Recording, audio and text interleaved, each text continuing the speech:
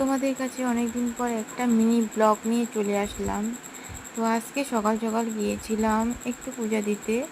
তো আমি, আমার বরবাবু আর আমার মেয়ে। তো আমাদের এখান থেকে একটু দূরে মন্দিরটা, তাই আমরা একটু গাড়িতে করে গেলাম।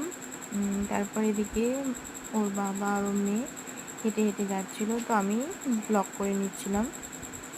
আর এদিকে এখানকার যে জায়গাটা আছে এত সুন্দর, এই মন্দিরটার পাশে চারদিক দিয়েই চা পাতা বাগান দিয়ে ভর্তি।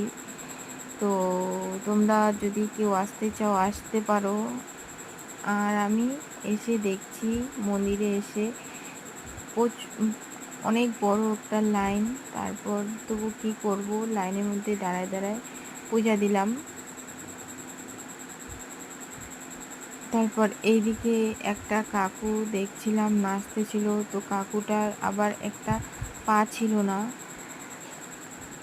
তবু কি সুন্দর করে নাচতেছিল।